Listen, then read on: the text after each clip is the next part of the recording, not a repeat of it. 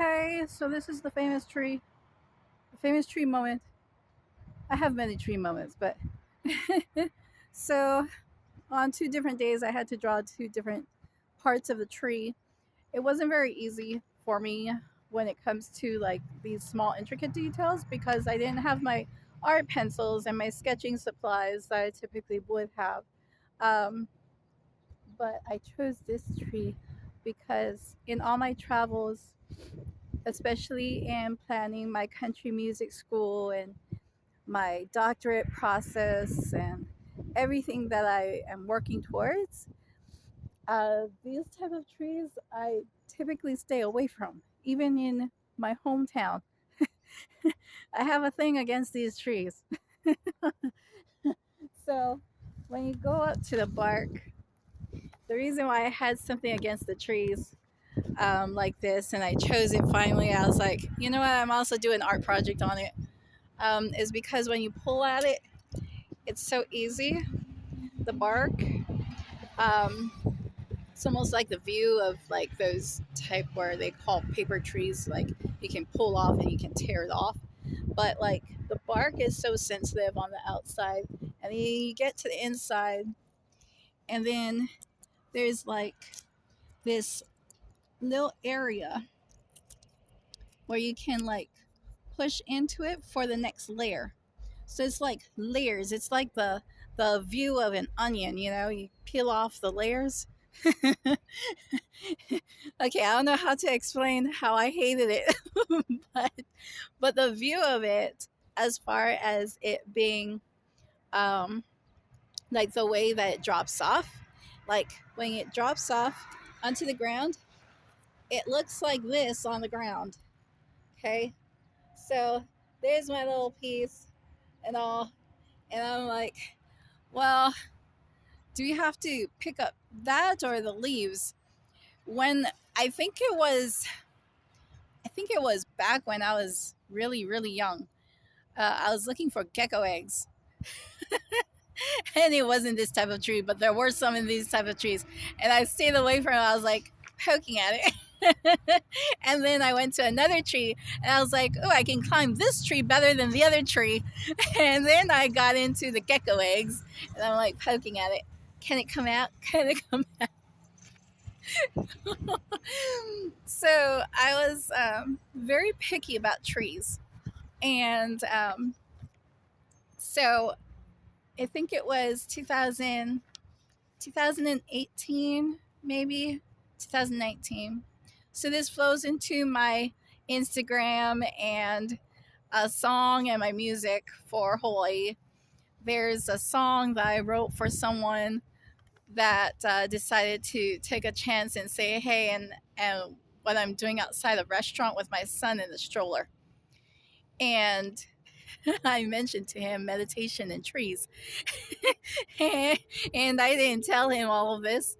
And I was like, when is he going to call me?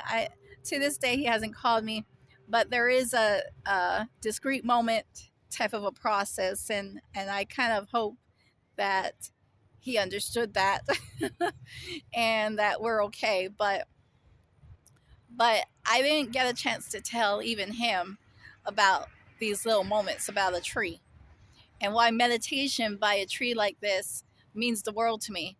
So when you go into these little pockets, okay, these little pockets right here, it looks from the outside from an angle as if like it's just gonna fall off, but like it ends up being an animal's little home.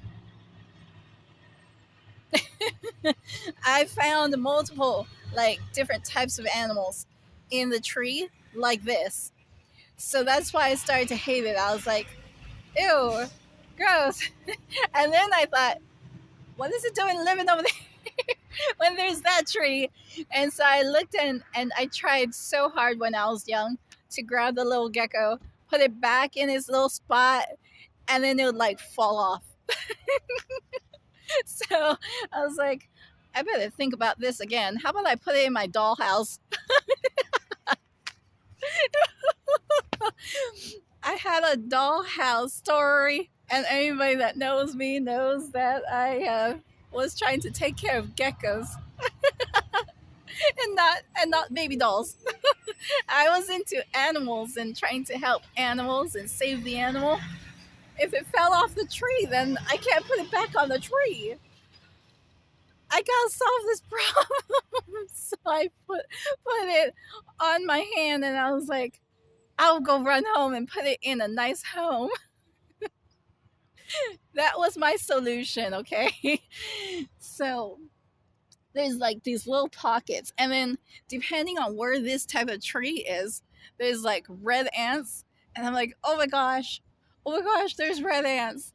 So then it would like find like little pockets like that, and it would like have this little raid of a line going across and into another pocket. And it's so hard to catch because of how many, pockets with this layer there is. So when it comes to the layer of the tree, it's very, very difficult to see, okay, where is it at? So like you can poke like a needle in there, you can poke a needle in here, right there. Where am I? Right here. So there's like this little hole right there, and you got to poke something in there to see how far it goes. And then the intricate details when it comes to artwork, I mean, you can come up with so many ways of understanding the view of a branch from this type of tree. And then even like way over here, can I point to it? Like this small thing, I was like, is that even a branch? It's like a little twig. So I started to see different tree textures differently ever since I was young. And then I would take a tree and I would choose a tree to meditate at. It was also part of my training for music. Um, when you sit in front of a tree, or if you choose something else, another object, you learn focus skills. So it's something that we teach in schools, where you say focus and you point to the person or whatever that you're focused on, and you work towards that focus. So my focus when I came and I was like, oh, I'm also doing an art project. Which tree should I choose? Oh, it's gonna be this tree. So this one I did a little bit better for the bottom. Um, so if you look at the bottom, there's like these lines. I tried to incorporate that into my art piece and the process that I had in going all the way up. And the only thing what I was trying to do with my art piece was I was trying to put all these intricate lines, and I swear I really wanted it to be in the same spot. But I was like, oh, I'll give it more character if I put it in a different spot, and it'll be my art piece instead of the actual real tree. Um, and so I did. So some of the holes right there, that's in my tree right there. See, there it is. um, I moved it. So like there's this little character of a ear. I'm trying to see where it's at. Where to go. So it's like it looks like a little bunny ear. Um, kind of like this at an angle. Okay. So you have like a little bunny ear, but it comes at a different angle. So or like this one. This one kind of like there's the earpiece right here and that right here, and then like a little small little face right here. So like there's different parts of the tree that I wanted to convey, especially with the darkened shades. And so I really do miss the sketching pads and being able to use charcoal. um, those that know me for my art in Hawaii or even understood that I was up late at night while the kids went to sleep and I had my easel out and my ruler and everything. It wasn't just perspective drawing, it was the reality of, the shape that you see, the realistic tree, the details, and all of those things, and using which blend method there was that I wanted to use. And so I at least wanted to finish that on another day by doing the top, and I had to move some of the top branches of the tree. Um, so, like, this is where I ended and started for for the next portion and all the way up, and as much as I could. But it's because I wanted to size it differently too. So, of course, I didn't want to do the perspective of the size of the tree and then fit all of it in there. So I wanted to do it a little differently with how I wanted to get to the top and then see the branches that came out and then kind of push it in a different view of, angling this to where your eyes go back down to the rest of the tree. So the view of where the eyes go and how you see the tree. So I don't know if I can.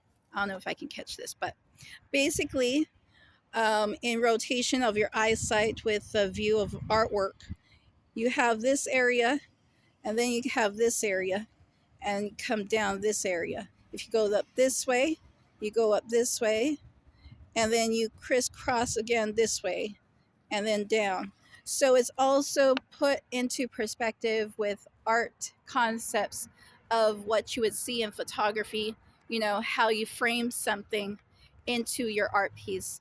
And so I'm actually kind of proud of myself. I did one in pencil and one in ink. Um, Again, I didn't have my charcoal and my sketching pad and everything, so I did whatever I could. I was so excited though. Um, but my meditation went well. I was able to think and consider. It's a little different with different frequencies over here, but not so bad. Um, I actually like the view of how I got a chance to see the angles of the branches, and that's what helped me with my logo building as well. So, those of you on my Instagram, thanks for your support. I got a chance to do a short little mini video with some music. So, I got some of these ideas from the branches. That's kind of how I've been ever since I was young. You know, deal with Hawaiian studies and going to pick too many kamani nuts, and you think really hard when you sand down a bunch of kamani nuts. Kid you not. Oh, by the way, Tennessee, y'all's got a gold mine of kamani nuts. Don't let me do the work, but if there's a school teacher out there in Tennessee, go find some kamani nuts. Teach kids how to use it for arts and crafts. Sand it down for them if you have to. Polish it. Allow them to understand what a gift looks like with different types of nuts, leaves, and everything else. You can grab different leaves and do arts and crafts in the classroom, all with free natural materials. That's something that I learned and grew up with. So artwork was always a different viewpoint for me when it came to natural resources and spending a bunch of time with, oh my gosh, sandpaper. Let's not sand down that tree, okay? I love all y'all. Thanks for your support and those that have helped me along with my travels while I'm away from home. Thank you so much, especially when I freeze my butt off and all. So, with that, mwah, have an amazing day. Mwah, mwah.